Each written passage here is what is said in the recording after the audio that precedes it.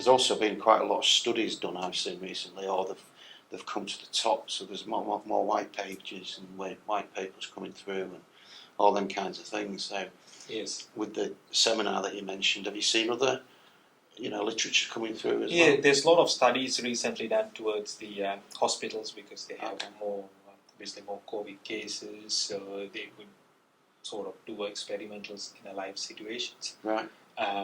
And then offices as well, they have done. So there's a lot of material available then, 2 years ago, but still there's no standard guideline that's available to follow like where you have for the water.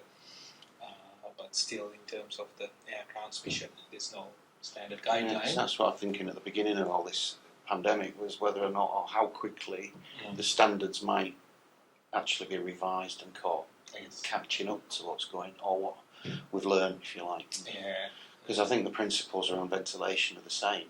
Yes. It's just that more people understand it. You're a mechanical engineer. Yeah. I've got building services. Most people don't even. They just take it for granted. Yeah. And go, well, I just want a filter doing, or I want it to do, give me this. Yes. It's not just about that. Today's a sort of an extremely hot day, so if you completely open up you're getting all the hot air into the building. Yeah. So that's where you need that specialist understanding for each building to make sure how you can avoid as much as possible return air and get the fresh air. Yeah. And I have seen some spaces just simply putting a fan, but you have to be very careful where you are putting the fan and there's your ductwork and there's your grills, so you need to have the right direction that's going, because it can worsen the situation. Yeah, because one of the things I've seen is that you've got to exhaust or extract at high level. Yes. Everything sort of works its way up. So you pop a fan in the corner. Yeah. It just goes everywhere, doesn't it? And the system's just totally.